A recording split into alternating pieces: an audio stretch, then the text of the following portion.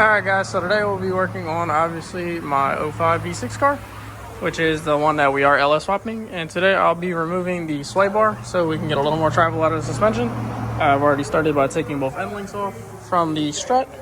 Dirty my pants just now. So all that fucking grease. The sway bar end links were blown out anyway, so might as well take them out.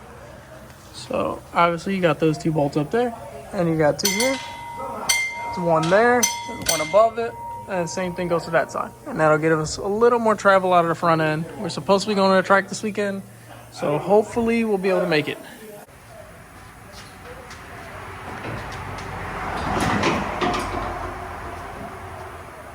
That's one way to do it. But the sway bar is removed. That's a good amount of weight right there. So, yeah, sway bar is removed. Get a little more travel out of the front end. I did order from Jegs another set of lower control arms and relocation brackets, so that'll be on the car. I have to set the struts to whatever we know. We are going to spray the car when we go out. I have some BMR drag springs that I want to put on the car, but then I'm a little scared to put on the car because the tires poke out a little bit, and I think it's going to sit down on the tire, and I don't want it to burn the whole fucking, the wheel well up in the outer of the fender on the quarter. So that's what we'll be doing. But I'll be putting some new control arms on. Obviously BMR, same shit. Well, the UMI, BMR, same shit, either way. So the control arms, relocation brackets, then we'll set the struts up. I gotta fill the bottle, and then hopefully now I'm getting that weather might kind of stop us for Friday running. So we'll see what we can do. I know Sunday they're running too. The tires are still all right for right now. They're not great. There's still a little bit left for me to wear out on them. Then I'll get a new sets of those. And then we'll get back to the LS swap stuff. I just wanted to go out and, make a hit in the car. Haven't been able to go to track at all since, everything. So yeah, like I said, if I didn't say it already, I did steal the brackets and the control arms for the 5.0 because it was hell in the rain with the stock control arms. This one, we kind of beat the hell out of it, and this one's kind of completely blown out because it wouldn't come off of the car. But it won't matter once we swap them out. I also did remove the evap canister, if you see. I have not had any issues with not being able to fill up my tank that I didn't have already before. Actually, it might be easier now because I used to have to flip the gas nozzle over completely and then do that. So what I did for the lines, though, I didn't take out all the lines and everything. I just capped it off on this one and, unplugged it there. I know it runs completely over to here by the rear and then continues up to the front of the car somewhere. But I wasn't going to go through all that trouble to, remove everything from it. But for the most part, it took some weight off of the rear that we didn't really need, and now we just took some weight off of the nose. I'm thinking about cutting the front of the strut towers out because once we go LS, weight is going to be the biggest factor in this car because these things do come in at 3,300 pounds around there. And if we can get it down 28 with the motor and stuff in it, I'll be happy. Get a nice little street car, and I'll try and go fast with it. For the most part, this is also what I did. I got long tube headers and X pipe, and then we did the turn down exhaust. And I got a couple of clips of how that sounds and everything, and a little burnout too. We are still on the stock subframe. I am ordering the AJE K member with the LS motor mounts, so just waiting on that. Jegs is already sending me the control arms, so they'll be the same place I'll be going for the K member and everything. So we get rid of all this crap. I don't know if I'll get a set of control arms for it, for the front, or not. I don't know. Depends on the budget. This shit's expensive for tubular stuff up front. But at least we'll get rid of this big old beefy fucking piece of shit. And it'll be a lot easier to work on because, hell, even doing an oil change, this thing kind of sucks. But there's a lot worse. But we're going to go out, and I guess I'll try and test with the shitty control arms, or I'll wait and see just what the suspension wants to do, because once the spray comes in, the spray's not going to come in until after about 2,500. It's on the pedal switch, so once I get over 2K, you know, 2,500 off the 60 foot, I'll punch it and then the spray will kick in and then we'll see what it does out there. It might knock the tires off. I don't know really. But hopefully the track stays open and hopefully we can go out and run. And maybe it'll stay together. Maybe it won't. I'm bringing the truck and trailer just in case it doesn't. So if she blows, she blows. We already have a new setup coming for it. And it just gives me more reason to swap it then. But back here, we got the trusty old 8.8 rear end. I have 410 gears in here and a Ford Racing traction lock kit, a T-Loke kit. I used to have a mini spool in it. That shit was hell. I would never do it again. The blocks moved around so fucking much that it was just unbearable. Once you started slowing down, those blocks started getting movement. They just moved back and forth, back and forth, back and forth, right in the fucking open diff. And it just sucked. So I went and did the traction lock kit and I've had no issues with this thing. There's a V6, it spins both tires evenly, and it does what it needs to do, really. Only issue I have with this car is it's still in the stock stall converter, so I can only launch at about 2,000, 2,200 at the track, which is basically what it's rated for. If I got a 3,500 or so, and, you know, went bigger with it, then I bet I can launch on a lot higher, obviously, and then I'd have to put the nitrous on a button, like on a hand button. That way I can hit it after we leave the line. Well, for the most part, this is it for this. I'll give you guys a couple of clips of how the exhaust sounds. Not too bad for a V6 car. It's pretty fucking loud though. Like obviously it's just long tube headers, no cats, an X pipe, and some little dumps. And it does sit kind of low, not much. A little lower than where the K member and everything sits. So it's not too bad. I'm gonna hit it in my driveway just a little bit, but not too bad. I'm gonna throw the wheels back on and go out and see what we can do. Obviously off spray we're gonna do NA because the control arms and shits aren't gonna do anything. I just want to see how the weight transfers back and forth. We are gonna be dipping this car another color. If you see under here is still a little white and blue from where I ran out of paint, and then over there got, you know, kind of destroyed and little things, because obviously this is dip and this is not. This is the real color of the car. And obviously I missed down here too, probably because I didn't have enough paint.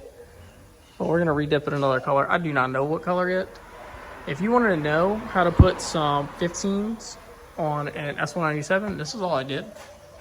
I just grinded down the caliper just a little bit, just enough that it clears right here. Those are 15x7 Racecar. I did that on both sides, and I had no issues with them. They don't scrape, they don't hit the inner fender, they don't do nothing. I literally just dremeled, you know, took a little wire, you know, wheel and dremeled her down a little bit. Doesn't affect the caliper. Caliper's fine. I am planning on going with the strange brake setup in the front anyway, so when I do, I'll probably have to swap those out for some 17s. But for the most part, they do work with a 15x7 and S197. You can put a 15-inch front on your car. There it is. That's 15 right there. You can run a 15x7 or a 15x3 or whatever you want, really, because the thinner the wheel, just the more you'd have to cut out. If the wheel was like a 3 or so, you'd probably be cutting it back here, more Dremel here, and you'd probably have issues here. I don't know, to be honest. Back spacing on them is, I don't even remember what the back spacing is on them, but they work. They poke out just a little bit, not too much, but they work for what I want to do, and they're a lot lighter than the bullet wheels I was running on the front of this thing when I went to the track a couple other times. So let's get this thing off the lift, button back up, and see what she can do.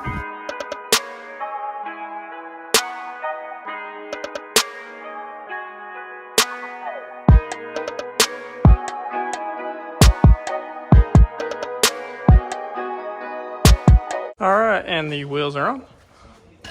And you can see, and you can hear, they don't touch. It's just the rotors, you know, touching the brake pad because it's been sitting for so long, but they don't touch anywhere. The wheel used to get stuck. Doesn't anymore. After you grind it down just a little bit. It's not that big a deal. Didn't hurt anything. Doesn't hurt a thing. All right, let's get this thing down.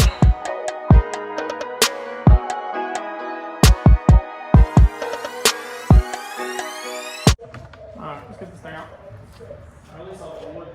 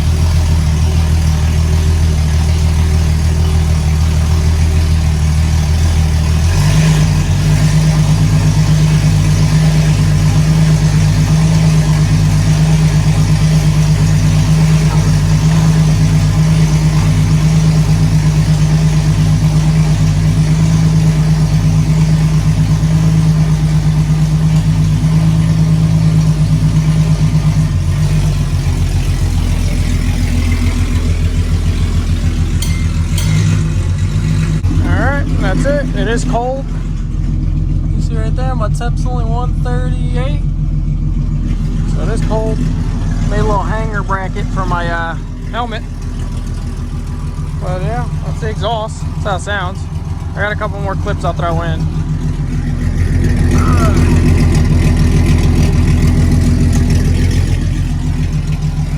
It's not too bad for a V6 car. But open the hood up and you guys can see it's still the old 4-liter. Still the old 4-liter.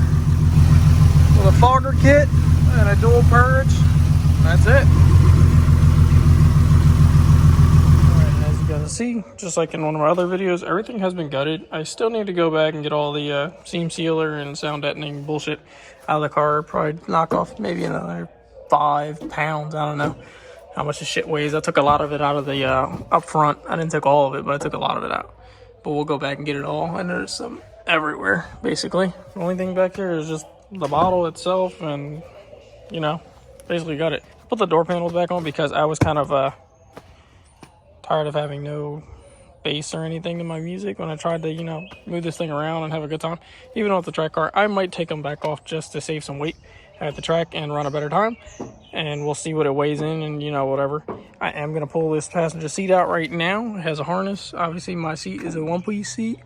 We do need to weld a bar from, basically a harness bar would go from that little bolt right there down, and then it comes across obviously for the harnesses. So they gave me some shit about having, you know, fixed back seat and having no harness by behind it. So maybe I'll take a piece of tubing and just run it across from there to right here at the bolt hole that they're supposed to. I'll probably run it down a little bit, probably about I don't know, about right there somewhere around that area. Just weld a piece of plate and then a tube right across and then mount the seat belts to it. That'd be about it. But for the nitrous setup, this is all I got. A little purge button, there's my on off button, and then the micro switch is down there on the pedal somewhere. The gauges really don't do anything. I'm kind of a racer with those things, but I'm gonna try and lighten up the car just a little more. Remember, torque your Racecar studs, stud nuts to spec. I usually do 95 foot-pounds, so that's just me. But I'm working on getting this seat out. My harnesses are being a bitch because of that bracket that's holding it on. So you see that big ass gun that's made for that big ass. Oh, I'm going to get it off now or it's going to break free, one or the other. But this seat is coming out today. All right, I got the passenger side seat out. It does not weigh as much as the driver's seat, obviously, because it doesn't have a motor or nothing. It's fixed. But got that out, and I'm going to clean up everything in here. Put a vacuum and I'll paint it a little bit with some black paint, you know, make it look a little better instead of so shitty. But for the most part, taking some weight out of it and trying to go faster because we ain't got a lot of power. Let's see how fast we can go. I know the record is 12.4. That guy had a 3500 stall, 100 shot. It was tuned. I don't even think it was this gutted. So we'll find out. But we're gonna do it. This car still has AC. So I didn't want to really take all that shit out. I wasn't trying to mess with anything in the real motor. I was just trying to take everything out of the body and then, you know, go from there. I'll zoom out a little bit so you guys see. But yeah, that's about it.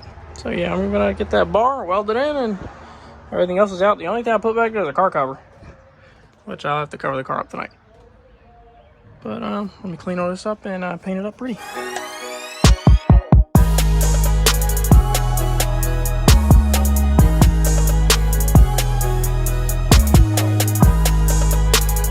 I was going to paint, but my paint cans are both empty, so that's that. I did spray a little bit on the floor, but it wasn't going to do all that. I wasn't going to cover all that, obviously. I'll probably go back and actually, what the hell, undercoat. Maybe I can undercoat some of this. I know it's my rust bucket, but don't call it a rust bucket in the fucking comments. I'm telling you now. I don't want to hear it. This is my fucking rust bucket. On the floor, has a hole through it, which it kind of does because there's a little hole right there. Then I'll start thinking about replacing floors. But I know that side, boy, oh boy, do I have a hole. But this side is all right. But I'm going to get back and clean the other side up and I'll get back at you guys. As I said before, yeah, this side has a really big hole. It's not really that big. It's just where the frame rail is that goes across. It's like it started to, I can see a water above it and it started to dissipate and, you know, started rusting away. So I kind of just did my own little duct tape patch job. That's a little redneck ingenuity right there.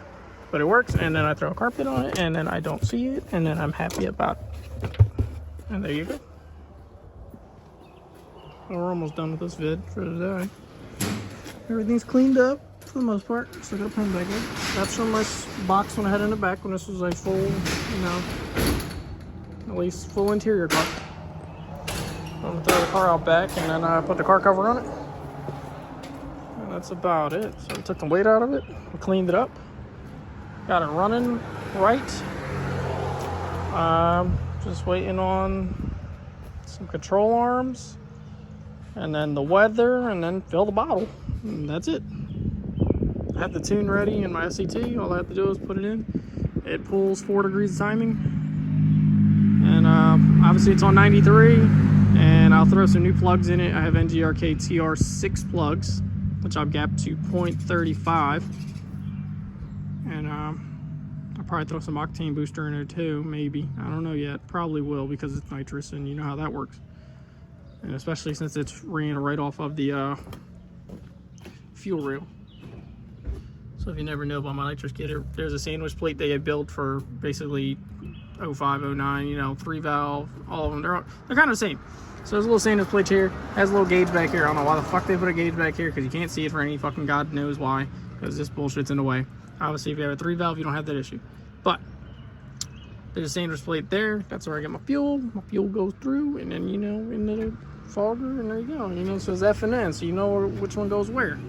And it is on the 100 shot jets, which I don't remember the exact jet size, but I know it adds up to 100. All right, well, I'm gonna put the car away, and Jegs, come on, help your boy out in Mother Nature. That'd be great too. Let's get out to the track and let's see if we can. Shit, if it runs a fucking 13 or 12, I'm happy as a motherfucker. Because I know with the bigger converter and shit like that, I could probably go after that guy's record of being 12.4. Pretty easy, because he was full weight. I looked it up and I just noticed he was full weight, and this thing is not even close to full weight anymore. And if we can get this, you know, that ass in the plant, boy, if I bring the front tires up, it's going to be a hell of a day. I might just go home after that. I'll be excited as shit. But the bottle's back there. Fill that up, get some parts, and that's about it. But I'll catch you guys in the next one.